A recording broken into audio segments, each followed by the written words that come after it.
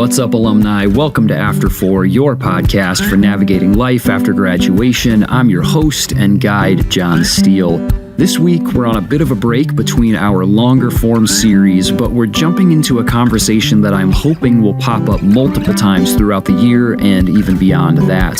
Today, we're examining the experience of transition to life after graduation and navigating calling with an alumnus who was heavily involved in one of InterVarsity's many focus ministries while on campus.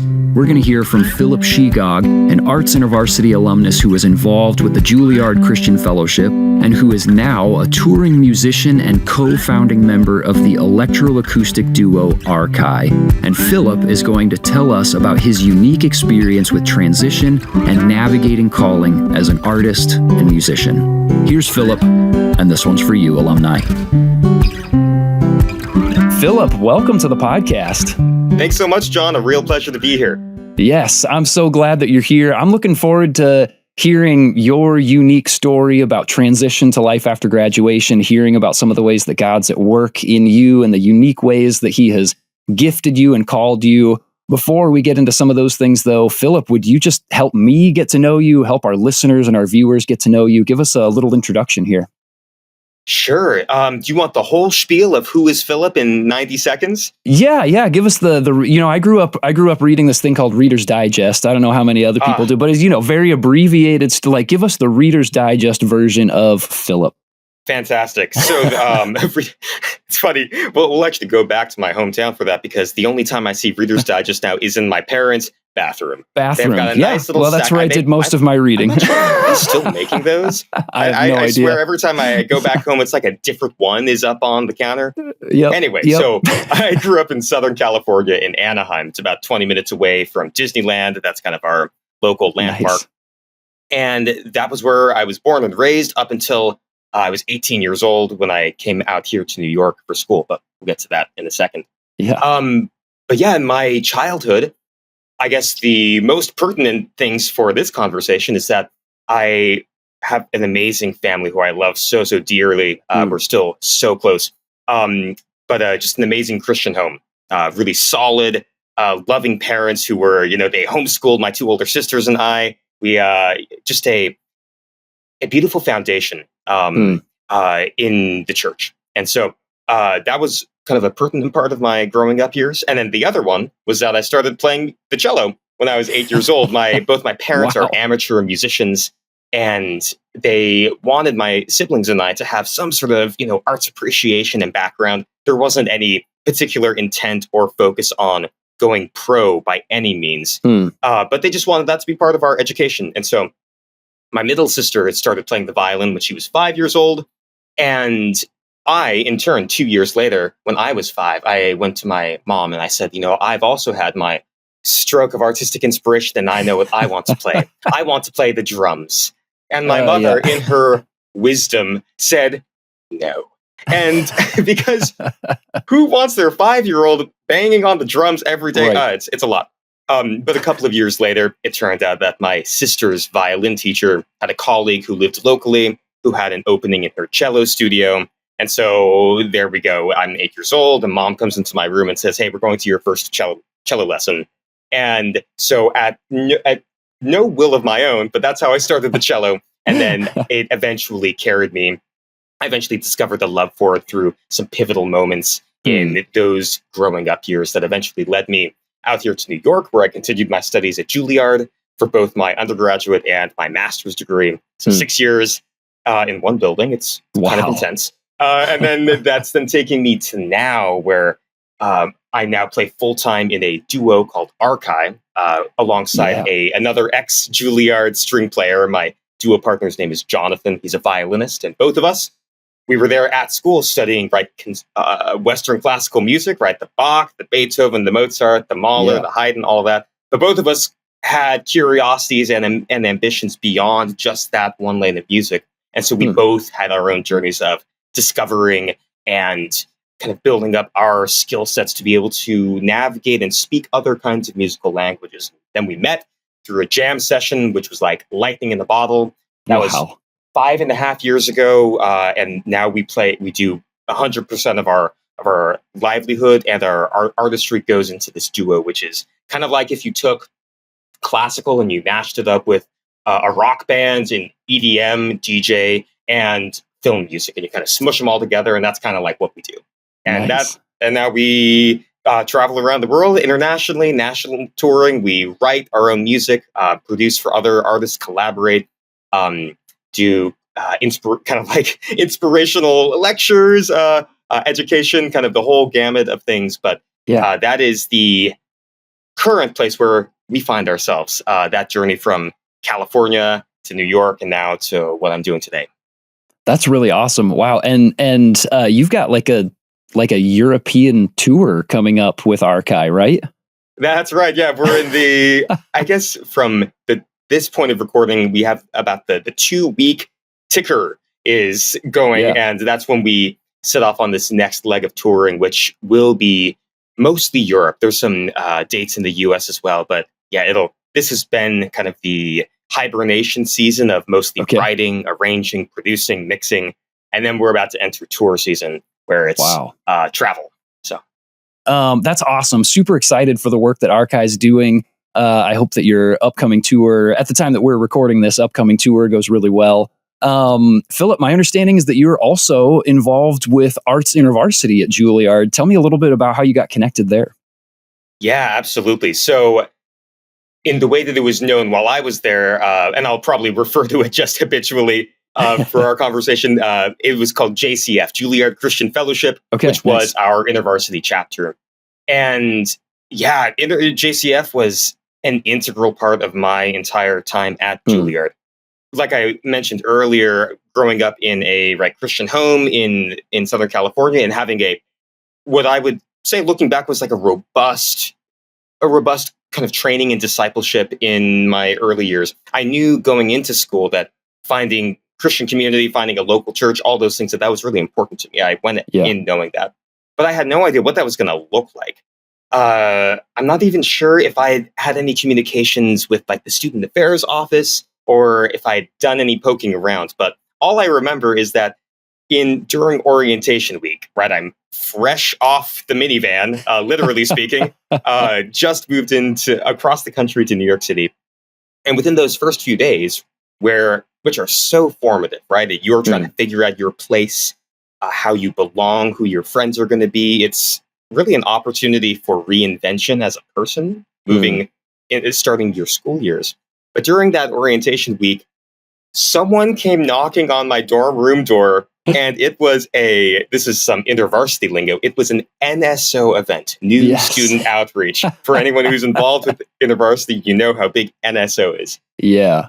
And so I found, or I should say InterVarsity found me. And so shortly after that, I found myself in a 5th floor classroom with, maybe a dozen or so other students, a couple of my new classmates, and then a couple of older students. But so InterVarsity found me, and that very quickly became one of my kind of primary communities, especially starting second year and beyond. First year, of course, a lot of things are changing. You're still figuring yourself out and figuring out your place. JCF was already at that point kind of a pillar of my social life, but it was really from second year onward where there was a small group that I became a part of with 3 other guys.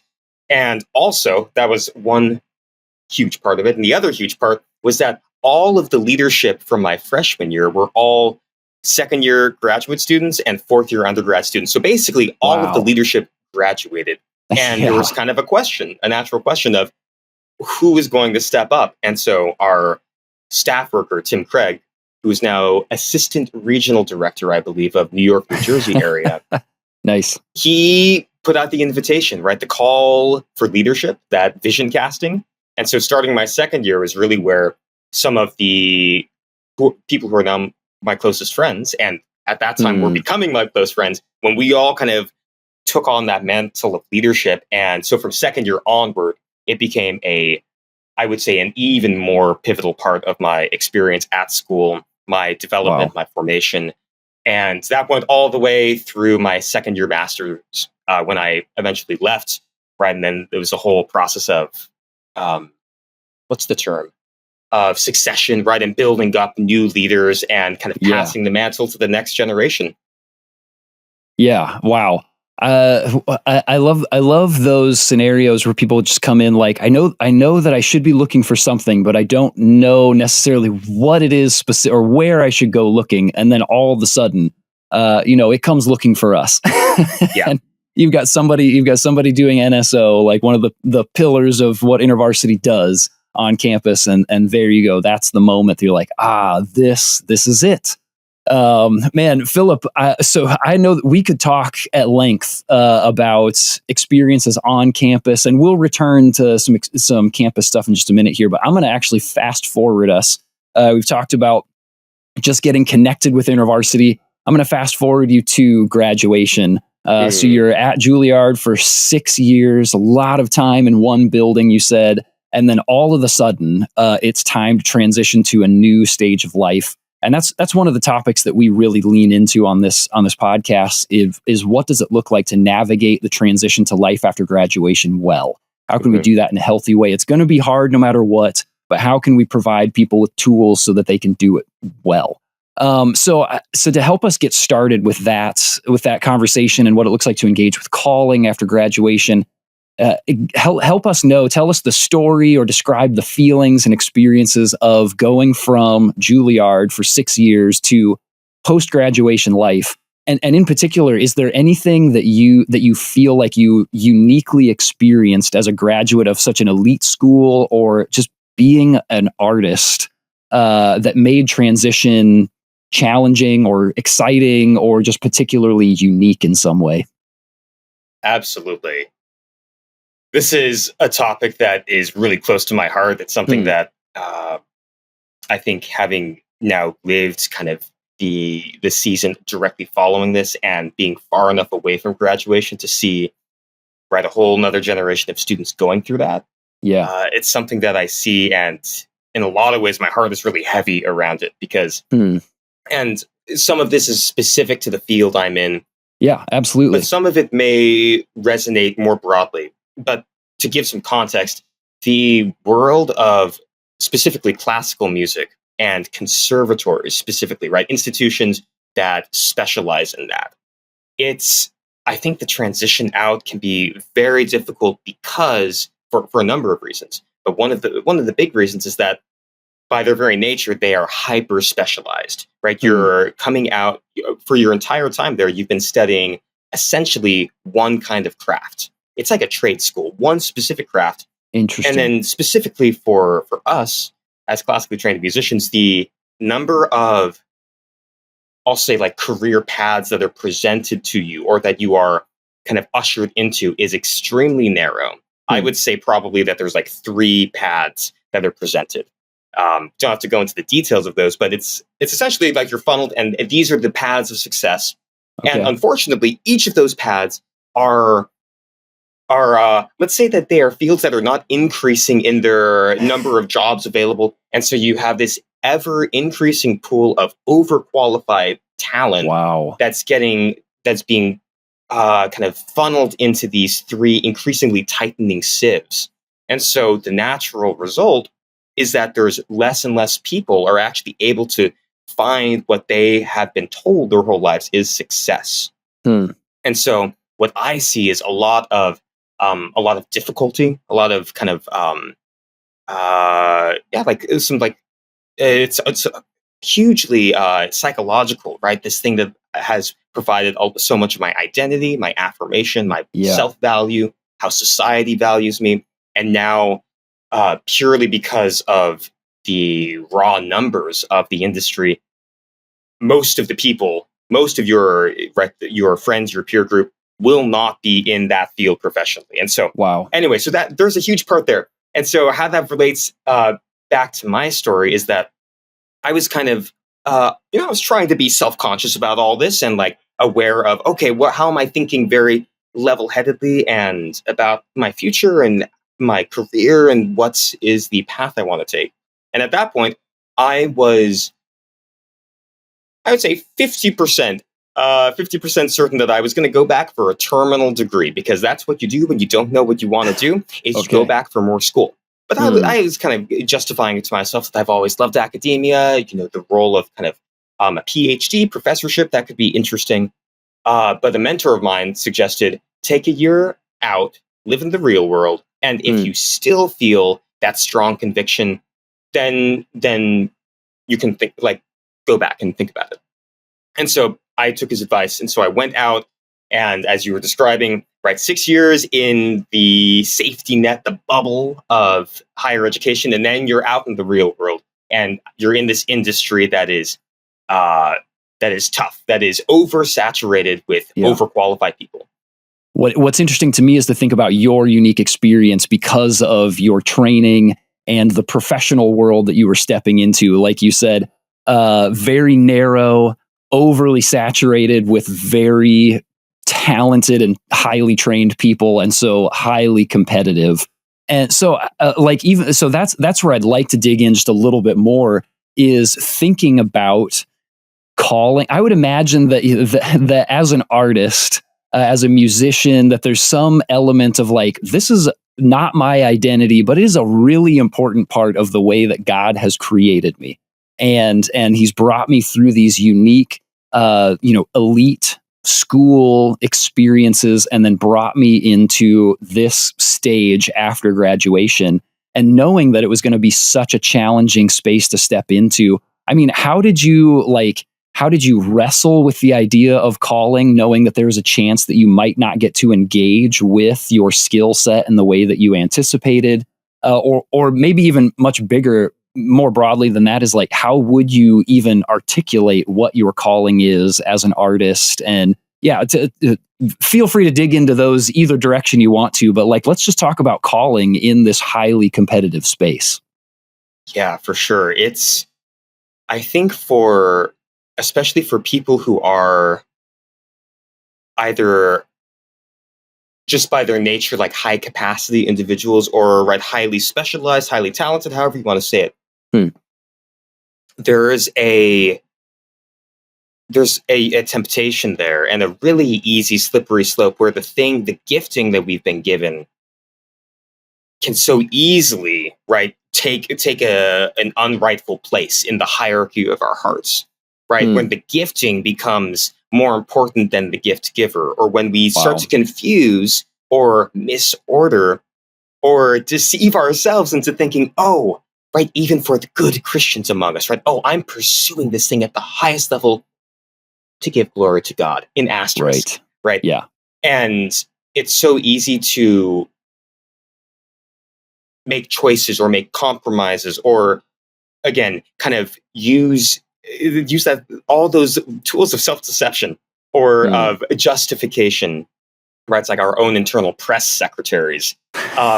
Yeah. When we have giftings like this, and so then so there's that part of it where it's like, well, how, if I have this gifting, how do I discern something that is a calling from the Lord, right? That is a vocational calling, versus something that maybe is a gifting, but maybe actually I'm being called not to pursue, or I'm being called to give up, or open my hands. Maybe the gift is maybe the Lord still wants to give you the gift, but wants to change the posture of your heart towards that gift. Yeah. Right? Maybe it's I want to use you, but first you have to learn some lessons. And so this is kind of some of the stuff that I've been wrestling with post school. Wow. Especially in the work that I've been doing with the duo, because we're at the point now, and have been getting to the point where, as there is increased visibility, right, as there is what I'll call glory or accolades or fame, prestige, right, all those things, it feels like such a slippery slope, and like you can see what is it in Proverbs, right? The deceitfulness of the heart, and how easily the heart can twist things. Yeah. And trying to find that balance of and constantly the image that I've just had for the last year plus has just been one of open hands, of saying and trying to say every day, this is a gift. Help me to keep my hands open. And then, Lord, as you will, if you want to give kind of blessing here and open doors and accelerate things, like by all means, like let's go, Jesus. But if the thing that is best for me and for God's glory is actually to wait, or maybe the door's open and maybe you're actually not supposed to run through it just yet. Maybe you're actually supposed to be still and wait for the Lord, right? All these things. That's been a huge kind of point of wrestling and hopefully growth for me.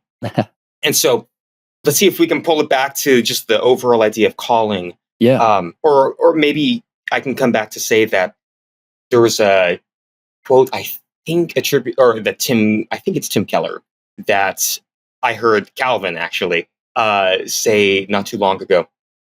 God being sovereign means that we may be gifted that, or may be gifted at something, but there's no assurance that we will be great at the thing. It was something to the extent of, right, if we are right,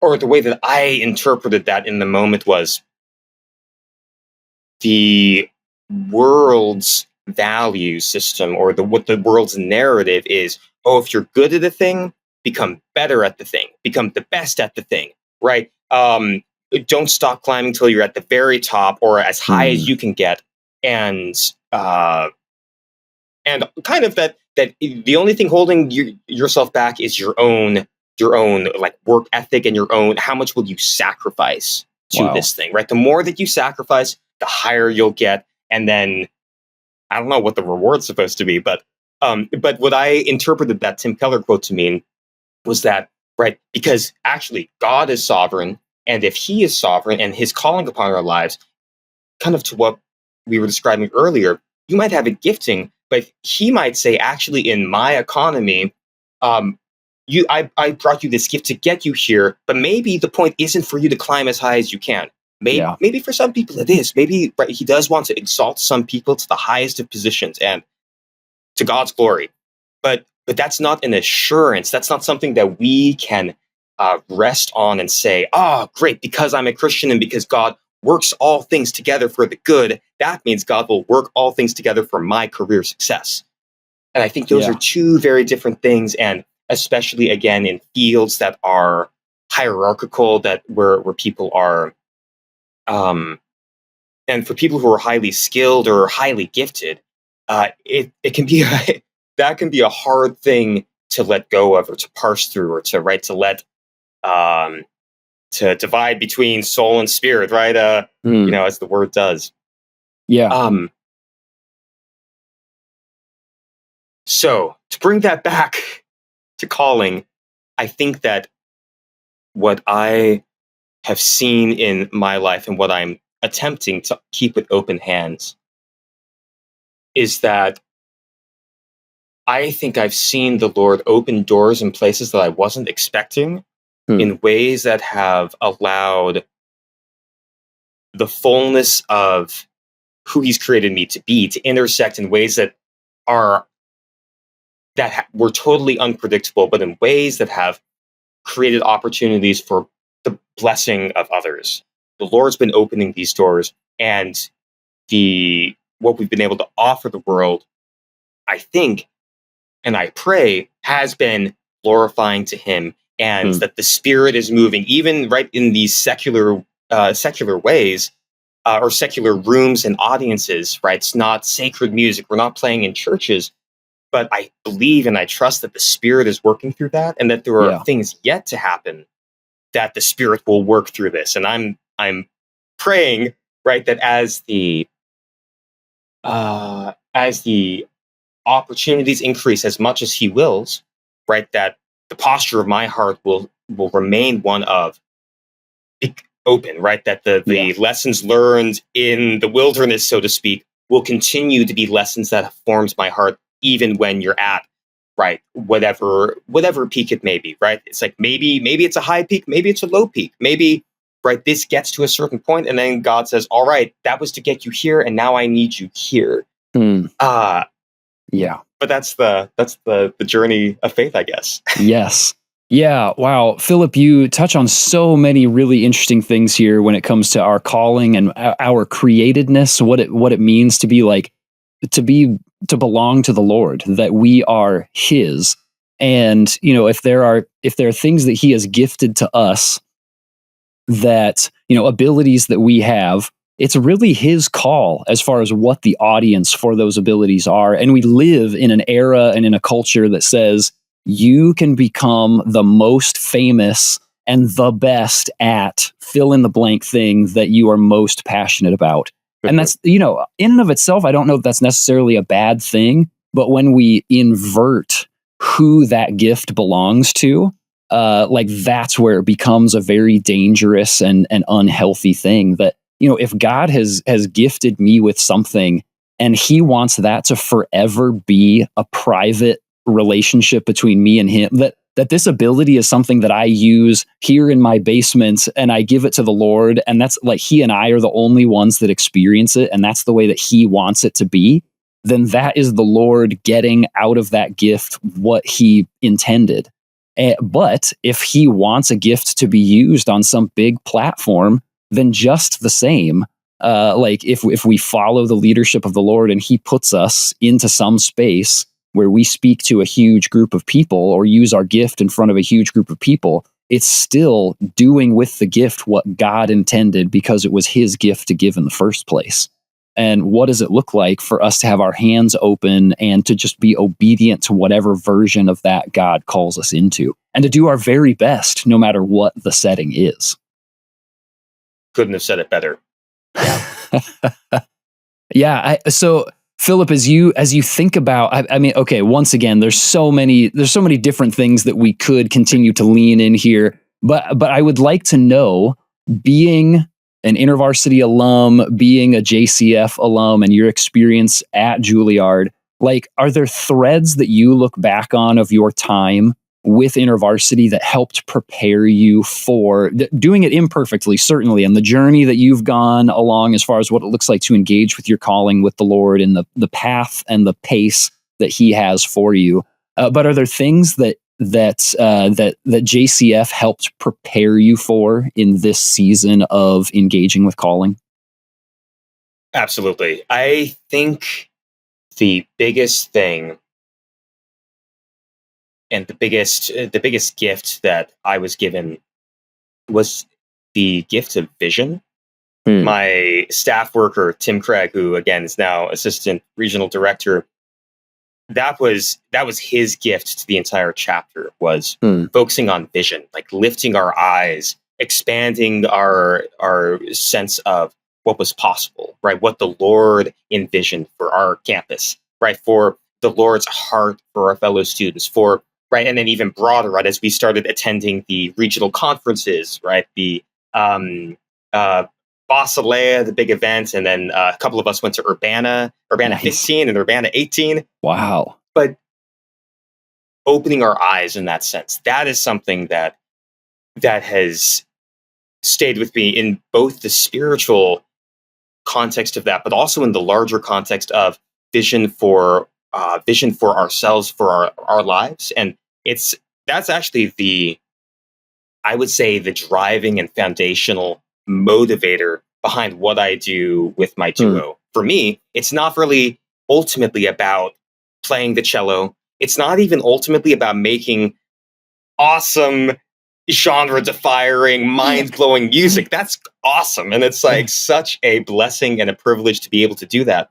But for me, what it's really about is about presenting to people a larger vision than they had before, right? When you see something, when you experience something that doesn't fit into your categories that you previously had, right? In our case, I thought I knew what a violin and cello could be, and now my categories have been exploded, right? That increases our vision for what's possible.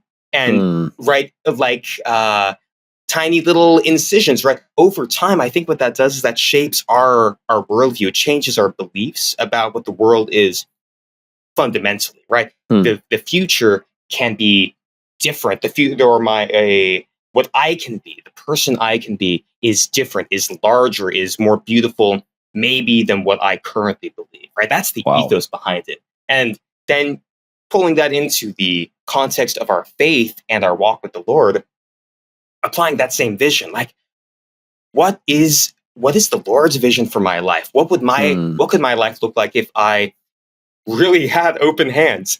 If I truly had all these parts of my life surrendered, what could that look like? What could a vessel used by the Lord look like? Now, what would that look like in a community? What would that look like in a home, in a church, in a city, right? If we're getting some vision fire, but this is also the church I'm currently at has been fanning some of this flame as well. But nice. But the fact that vision is like, to use that analogy, is like a fire. It's like an ember, a spark, and if you breathe on it, right, it can completely transform in an individual's life, but also a community, a region, a country, the world, right? I mean, we can get bigger and bigger, but I think it starts with that vision. Spark vision, tend to vision, reignite vision when it's burning low. And that's something that I'm forever grateful for. I think those are the biggest gifts that I'm just so thankful for my time with InterVarsity. Yeah. Oh, I love that. I really love the idea of just like dreaming with God. Like, what could be possible if I lived with my hands opened and my life submitted to you? What could be possible? As a fellow alum, like, we want to be able to support you in what you're doing. Help us know how we can keep engaging with the work that you're doing with Arkai. For sure. So you can find us on all platforms, right? Or on music is streaming on all streaming platforms. Our videos are up on YouTube. You can follow us on Instagram, all that good stuff. Arkai is spelled Arkai. And yeah, this year particularly, I'm super excited for what is to come, what's coming out. And as we've been talking about, I hope that it's not only some like amazing mind-shattering music, but also my hope is that in every creative product that I am a part of, that the Spirit is speaking through that. And so I hope that that as people are able to listen to this music, that they're able to feel that it's coming from that place. It's we might even call it redemptive art, right? It comes from that place of God's goodness. That's awesome, man. Philip, thank you so much for the work that you're doing, leaning in with God in these spaces, and yes, taking Him with you. Even as you said, you're not playing church music, but that this can be redemptive work that you are doing in the midst of that, and that God can communicate His power and His love and His goodness through the art that Arkai is making, through you and your influence and the people around you. And so I'm grateful for the work that you're doing, the ways that you are following Jesus, being open to His leading, and the ways that He wants to use the gifts that He's given to you. And I also hope that you are going to see many of those things coming through in this current season. Thanks a lot as you're preparing for a big European tour. Thanks a lot for taking some time to hang out with us here. This has been super fun to get to hear some of your story and to get to talk about some of these things with you, Philip. Yeah, thank you, John. It's a real pleasure, a real honor to be here. So thank you. Arts InterVarsity alum or not, there is so much that we can glean from Philip's wise words today. As you continue to discern your calling and the direction of your life after graduation, what does it look like to hold your future with open hands and to say, God, this belongs to you. How do you want me to use it? And then to wait. And as you sense the Lord's leading, lean in, all the while holding that sense of direction with an open hand, knowing that where God leads you may just be for a season, however long or short, before the directions get updated. Whether God leads you into a space of prominence or anonymity, know that God is at work in His own ways and in His own timing, and that He will care for you in the midst of it. What deep, rich experiences might be waiting for you as you hold that calling with open hands, alumni? Philip, thank you so much for joining us for this episode. Thank you for the unique perspective that you bring with you, and blessings on your ongoing collaboration and partnership with Jonathan through Arkai. Alumni, be sure to come back next week for a very unique episode. Let me just say, if you haven't checked out our YouTube channel yet, next week would be the time to do it. That episode will be best experienced with video, just saying. Until then, consider sharing this episode with someone who needs to hear it, and I will see you in the after, alumni. Thanks for listening to After 4. This podcast is brought to you by the InterVarsity Alumni Relations Team, hosted and produced by John Steele, production assistance by Mike Santera, edited by Caleb Leppert, and our After 4 theme music was written and performed by John Steele.